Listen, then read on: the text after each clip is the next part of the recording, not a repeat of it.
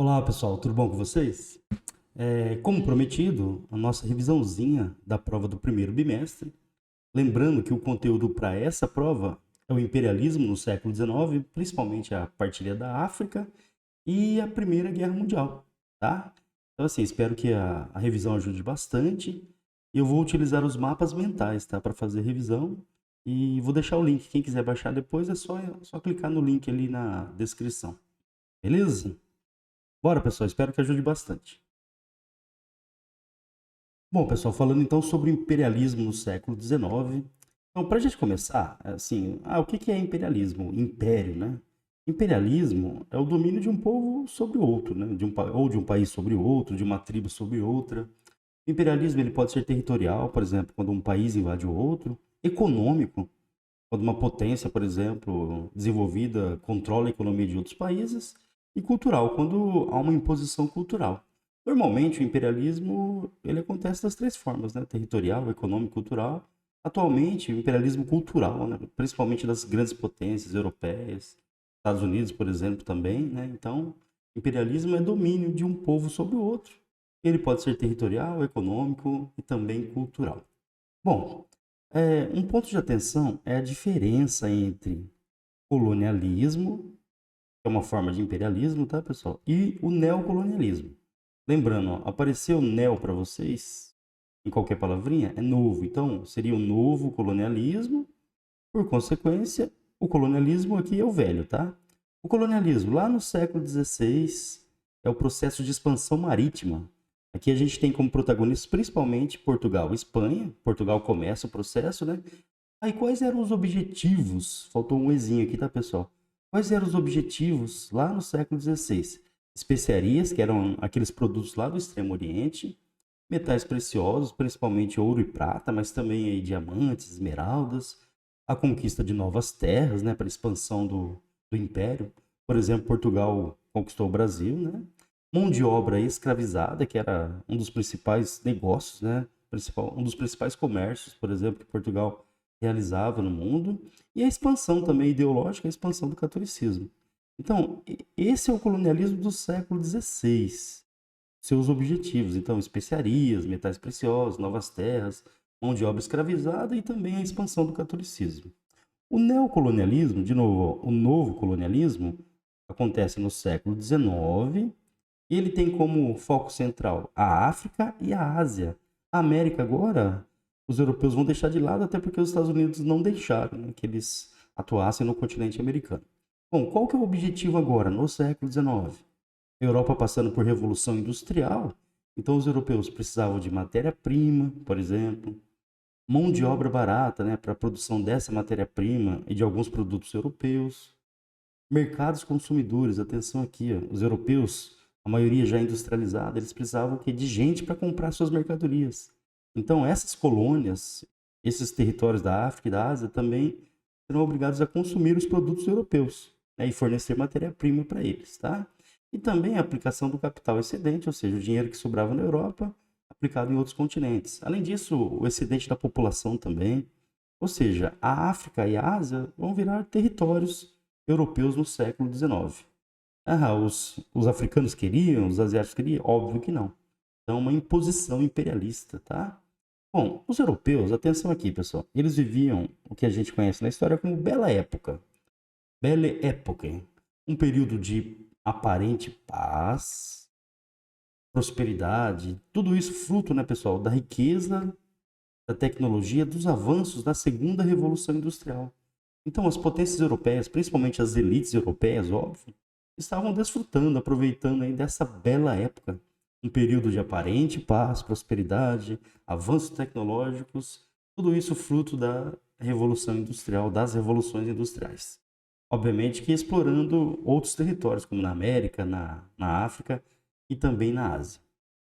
Bom, agora a gente fala um pouquinho do imperialismo nos Estados Unidos, tá, pessoal? Os Estados Unidos no século XIX, a gente vai ter o quê? O processo de conquista do Oeste. O que foi a conquista do Oeste? O avanço dos estadunidenses em direção às terras a Oeste.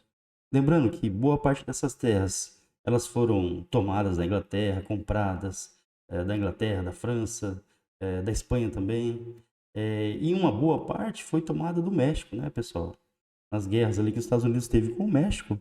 Então, boa parte do território mexicano, aproximadamente metade do território mexicano, foi tomada pelos Estados Unidos, tá?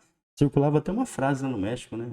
Pobre México, tão longe de Deus e tão perto dos Estados Unidos. Tá? Então, o território onde hoje o pessoal quer construir um muro na divisa, antigamente era território mexicano.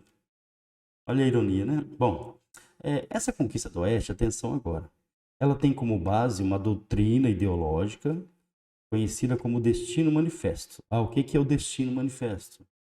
Os estadunidenses teriam recebido de Deus a missão de conquistar as terras selvagens do Oeste, levar a civilização, o progresso para as terras selvagens do Oeste. Na verdade, né, pessoal, era uma justificativa ideológica para o extermínio dos povos nativos que viviam nas terras mais a oeste. E esse extermínio, de fato, ele foi consumado. Né? Boa parte da população nativa dos Estados Unidos foi dizimada. Durante o século XIX, os Estados Unidos passou por sua principal guerra civil, né? Uma das maiores da história.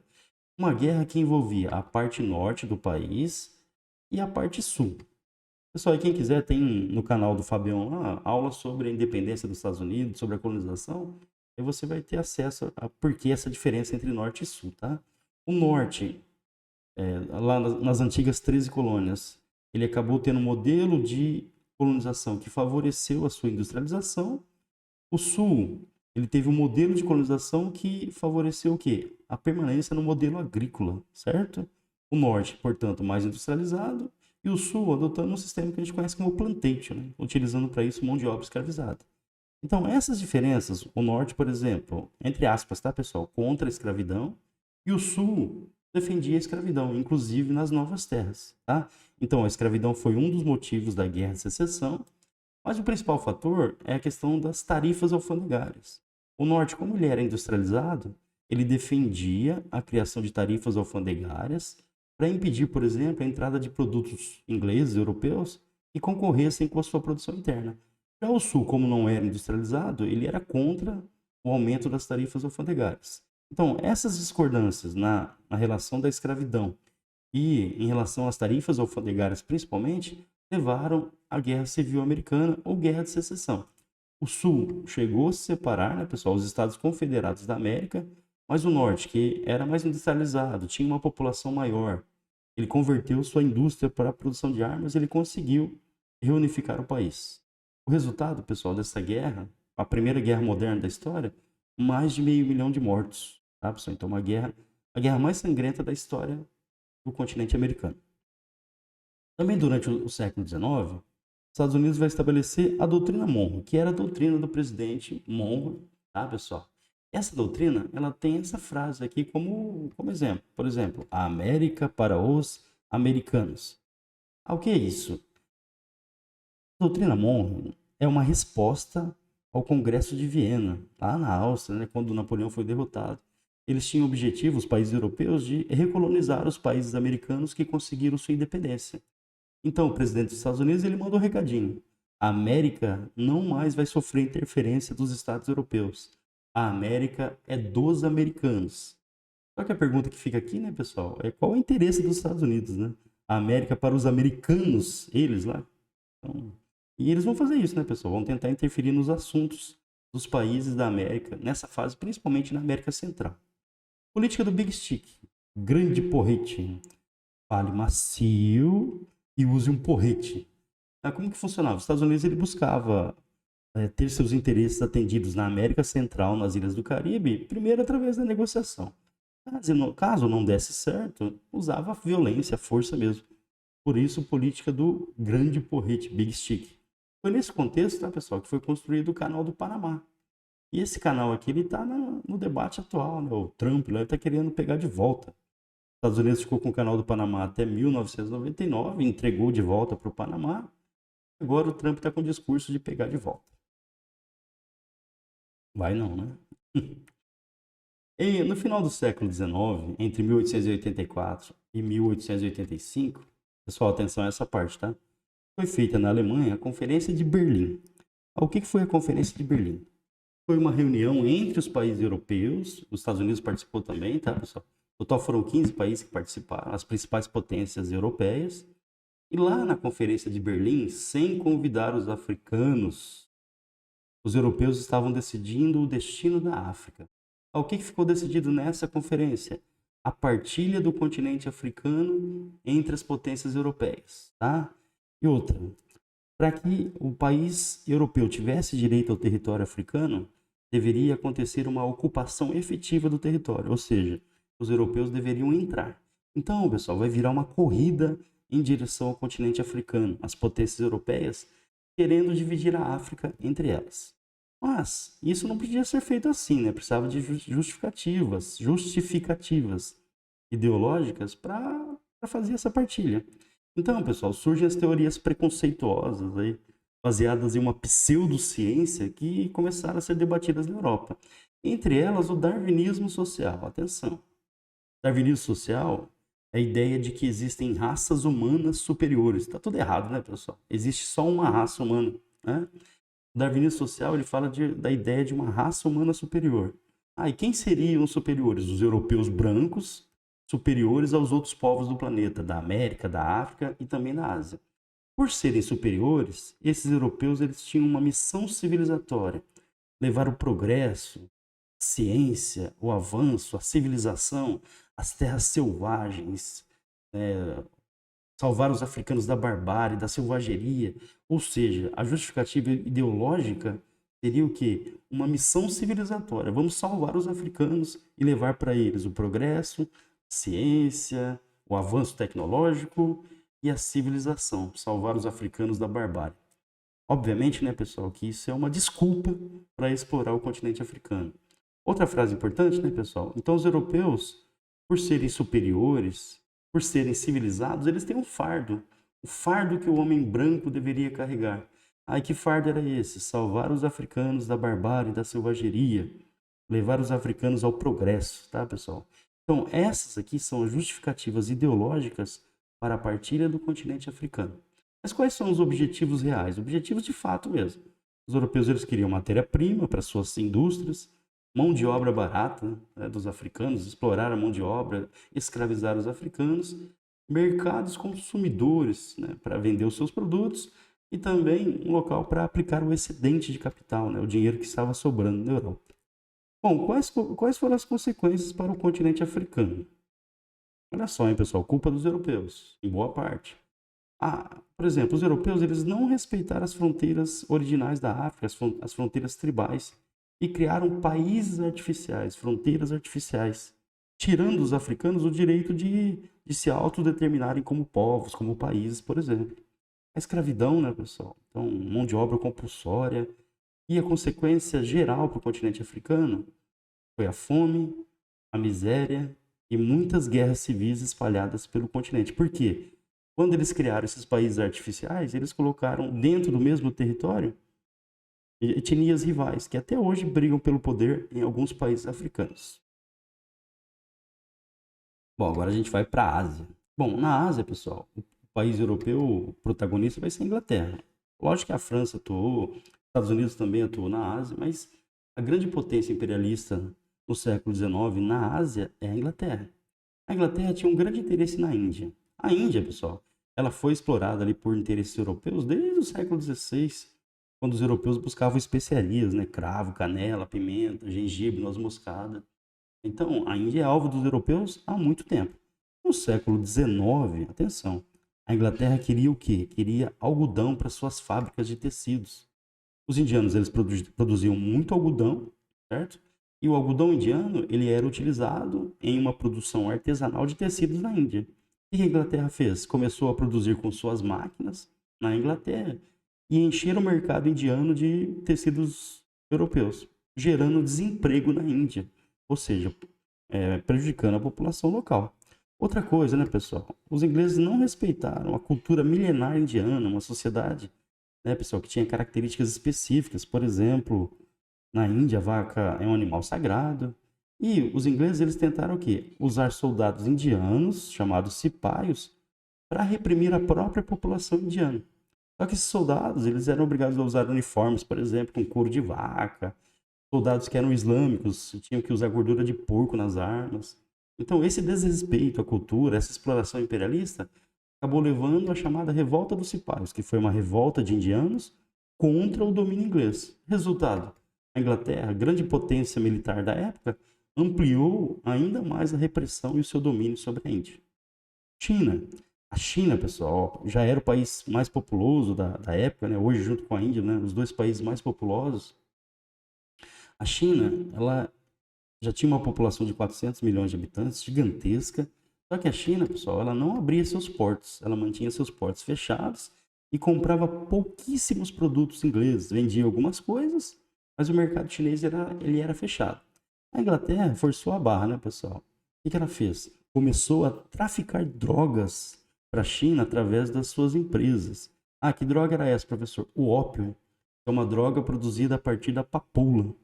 Então, os ingleses começaram a traficar drogas para a China. O governo chinês reagiu. Os chineses estavam ficando viciados em ópio. E o resultado da reação chinesa, que proibiu o tráfico e apreendeu carregamentos de ópio e queimou esse carregamento, a Inglaterra declarou guerra à China. Essa guerra é conhecida na história como a Guerra do Ópio. Olha só que história, hein, pessoal. Guerra do Ópio, guerra entre China e Inglaterra, porque a Inglaterra traficava drogas para a China. É mole? Bom, vitória da Inglaterra, óbvio, né? Era a grande potência da época, e a China foi obrigada a aceitar os tratados desiguais. Entre esses tratados tem o Tratado de Nanquim. A China foi obrigada a abrir 5 portos para o comércio com a Inglaterra, ou seja, teve que engolir os produtos ingleses. A reação na China é conhecida como Guerra dos Boxers. Os chineses formaram a Sociedade dos Punhos Harmoniosos e Justiceiros. Eram grupos de lutadores de artes marciais que começaram a atacar os ingleses, famílias de ingleses, né, que estavam na China. Obviamente que teve reação da Inglaterra e essa reação ampliou ainda mais a repressão sobre a China. Ou seja, né, pessoal, o imperialismo ele tem como consequência a destruição cultural, física e econômica dos povos dominados. Bom, pessoal, agora falando um pouquinho sobre um dos principais conflitos, né, da história da humanidade, que é a nossa Primeira Guerra Mundial. Conflito, né, pessoal, que vai de 1914 até 1918, tá? E, assim, uma das guerras mais sangrentas que a humanidade já presenciou. Então, vamos direto aqui para os motivos, ó. Por que a Primeira Guerra Mundial aconteceu? Lembrando que uma guerra como essa, ela é resultado de uma série de fatores, tá? E um termo importante seria assim, ó. A Primeira Guerra Mundial é resultado do choque de imperialismos. Os imperialismos europeus, das potências europeias, entraram em choque, entraram em conflito, e o resultado foi uma guerra que acabou atingindo proporções globais, tá? Bom, primeiro motivo, disputas por colônias. Os europeus, né, a partir lá da Conferência de Berlim, eles entraram numa corrida por colônias, por territórios na África e na Ásia. Esses territórios, né, pessoal, que serviriam como fornecedores de matéria-prima, de riquezas, seriam mercados consumidores e locais ali para exploração de mão de obra barata, tá? Outro fator, né, o segundo aqui, a disputa por mercados consumidores.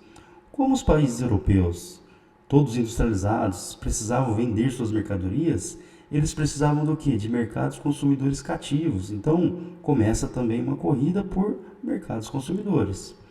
Outro fator importante são as rivalidades históricas na Europa, entre Inglaterra e Alemanha, entre França e Prússia, né, a atual Alemanha. E houve uma guerra, pessoal, entre a França e a Prússia, né, a atual Alemanha, a Guerra Franco-Prussiana.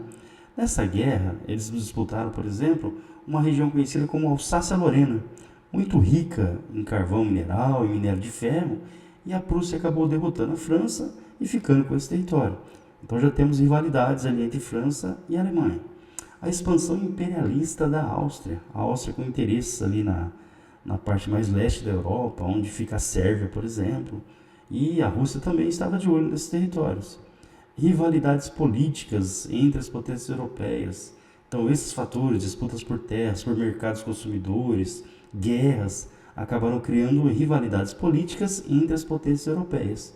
Nas populações começa a crescer um sentimento nacionalista muito forte, um sentimento exacerbado, ou seja, exagerado, né? Tanto que começa a circular na Europa essa frase aqui, ó, uma guerra para acabar com todas as guerras, ou seja, parece que as populações dos países elas desejavam um conflito para resolver todas essas questões, todas essas rivalidades. Só que não esqueceram de um detalhe, né, pessoal? A segunda revolução industrial e os seus avanços permitiram que os países se armassem com armas muito mais eficientes. Ou seja, quando essa guerra estourar, e vai estourar, o resultado vai ser terrível, tá? Começa, entre as potências europeias, o que entrou para a história como paz armada. Atenção aqui, hein, pessoal. O que foi a paz armada? A corrida armamentista da Primeira Guerra Mundial. O que as potências esperavam? O conflito iria acontecer, ele era praticamente inevitável. Então, as potências elas começaram a se armar esperando o quê? Eu estou armado, o meu rival está armado, como está todo mundo armado, ninguém ataca ninguém. Mas se uma guerra estourasse, todo mundo estaria bem armado e os resultados seriam terríveis, tá? Que armas que já existiam nessa época? Metralhadoras, né, pessoal? Então, muito eficientes, lança-chamas. A Alemanha usou muitos submarinos, os U-boats, os primeiros aviões já foram utilizados também, e a Primeira Guerra Mundial contou com armas químicas, essas que são terríveis, né, pessoal? Então, apareceu no vestibular para vocês, o que foi a paz armada? Foi a corrida armamentista da Primeira Guerra Mundial, tá? Onde as potências procuravam se armar prevendo um conflito, tá? Bom, as potências europeias, também prevendo esse conflito, começaram a fazer alianças militares.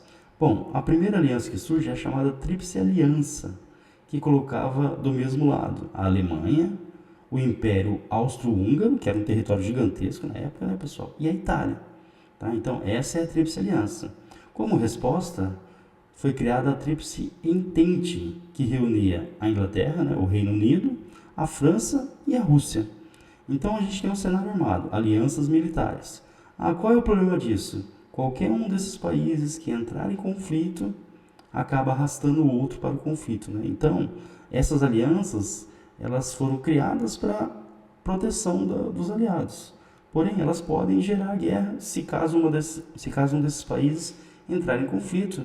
E, na verdade, é o que vai acontecer, né, pessoal? Bom, faltava agora o estopim. Qual vai ser o estopim da Primeira Guerra Mundial? O fator que fez o conflito estourar. Então a gente chama de estopim. O príncipe herdeiro da Áustria, chamado Francisco Ferdinando, ele estava em visita a Sarajevo, tá, pessoal? Então ele foi visitar a cidade e um grupo da Sérvia, um grupo radical nacionalista chamado Mão Negra, ficou sabendo da visita e eles foram para tentar atacar o príncipe Francisco Ferdinando.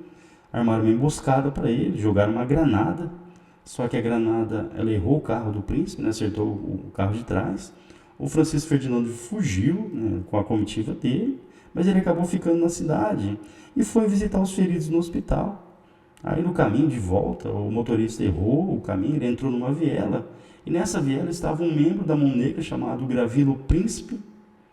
E esse Gravilo Príncipe, ele viu o carro do príncipe, foi lá e atirou nele e na esposa, matando o príncipe herdeiro da Áustria, tá, pessoal? Então, foi um membro da Mão Negra, chamado Gravilo Príncipe, que foi o responsável pela morte do Francisco Ferdinando. A Áustria exigiu punição, a Sérvia exigiu que o governo sérvio perseguisse os responsáveis pelo crime. A Sérvia não atendeu o que a Áustria pediu. O que a Áustria fez? A Áustria declarou guerra à Sérvia.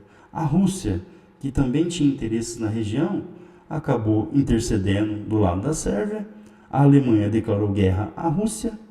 Quando a Alemanha declarou guerra à Rússia, França e Inglaterra declararam guerra à Alemanha. Começa a Primeira Guerra Mundial. Professor, e a Itália? A Itália, ela alegou que, como foi a Áustria que iniciou o conflito, ela não era obrigada a entrar. Então a Itália ela se abstém de participar da guerra, esperando, né, pessoal, promessas da Inglaterra e da França de receber territórios que ela tinha interesse ali na região, ok? Bom, quais foram as fases da guerra? A guerra tem 3 fases. Primeiro, a guerra de movimento. Esse momento da guerra ele foi marcado principalmente por vitórias da Alemanha. A Alemanha conseguiu grandes avanços, por exemplo, em direção à França. A segunda fase é a chamada Guerra de Trincheiras.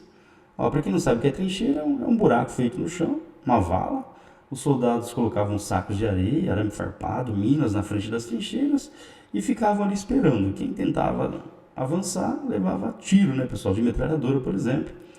Quem gosta de filme da Marvel, no filme da Mulher Maravilha tem da Marvel não, da outra, da DC, que é o filme da Mulher Maravilha, que tem essa cena, e ela saindo da trincheira, tá? E os caras atirando nela, tá? Bom, a guerra de trincheiras, é um momento de estagnação do conflito, ou seja, a guerra fica parada. Pelas características da trincheira, ninguém conseguia avançar. E aí, pessoal, a terceira fase é o que vai mudar o destino da guerra. Ela marca a entrada dos Estados Unidos. Ah, professor, por que os Estados Unidos entrou na guerra? Os Estados Unidos estava fornecendo suprimentos para a Inglaterra, armas, suprimentos, e a Alemanha utilizou os seus submarinos para afundar navios dos Estados Unidos, levando à declaração de guerra e a entrada dos Estados Unidos no conflito. E teve também a saída da Rússia. Ah, professor, por que a Rússia saiu da Primeira Guerra Mundial? A Rússia passou por uma revolução interna, a Revolução Russa, a Revolução Bolchevique, e como os bolcheviques tomaram o poder, eles retiraram a Rússia do conflito. E a Rússia teve que fazer um acordo de paz com a Alemanha, onde ela perdeu vários territórios. A entrada dos Estados Unidos, ela desequilibrou a balança da guerra. A guerra estava equilibrada. Ah, mas por que desequilibrou? Os Estados Unidos já era uma grande potência industrial e ele estava fora do palco da guerra. Então ele poderia fornecer os suprimentos, né, para o conflito sem ser atacado em seu território. Né, pessoal? Então a entrada dos Estados Unidos foi decisiva para a vitória da Tríplice Entente, né, a vitória dos Estados Unidos e os aliados. Bom, terminada a guerra, foi assinado, pessoal, o Tratado de Versalhes. Atenção aqui, ó. Então, a Tríplice Aliança, a Alemanha e a Áustria-Hungria foram derrotadas e o Tratado de Versalhes ele vai determinar as punições. Por exemplo, o Império Austro-Húngaro, que era gigantesco, ele foi desmembrado, né, em vários países. Mas foi a Alemanha, atenção aqui, que sofreu as principais punições, tá? Ela foi a grande responsável pela guerra e ela sofreu as principais punições. O exército da Alemanha ele ficou limitado a 100.000 homens. Então aqui estão as punições do Tratado de Versalhes da Alemanha. A Alemanha ficou proibida de ter artilharia pesada, ou seja, armas de longo alcance, armas de grande potência, navios de guerra, aviões de guerra, submarinos de guerra também. A Alemanha perdeu suas colônias, perdeu a Alsácia-Lorena, que ela tinha tomado lá da França, tá, pessoal? Então, perdeu territórios e teve que indenizar as nações vencedoras, teve que pagar em dinheiro às nações vencedoras. O Tratado de Versalhes, ele vai ser utilizado, né, pessoal, pelos alemães, principalmente por um austríaco que lutou na Primeira Guerra no exército alemão, chamado Adolf Hitler, para criar no povo alemão um sentimento de vingança. O Tratado de Versalhes, ele teria sido uma humilhação para a Alemanha, para os alemães, tá? Então, a Segunda Guerra Mundial, ela vai ser uma continuação da Primeira. E o Hitler vai usar o Tratado de Versalhes para criar no povo alemão um sentimento de revanche, de vingança contra as potências que derrotaram a Alemanha, principalmente a Inglaterra e França. Ok, pessoal? Então, o Tratado de Versalhes, ele impôs as punições, esse tratado de paz, à Alemanha principalmente. Bom, um fato curioso, pessoal. O Brasil, ele atuou na Primeira Guerra Mundial, tá, pessoal? Do lado da Entente. O Brasil também teve navios atacados pela Alemanha, pelos submarinos. E aconteceu o que entrou para a história do nosso país como a Batalha das Toinhas. Toinhas, pessoal, é um tipo de um golfinho, tá? O navio brasileiro estava ali no Estreito de Gibraltar. Um grupo de toinhas, eles andam sempre juntos, né, pessoal?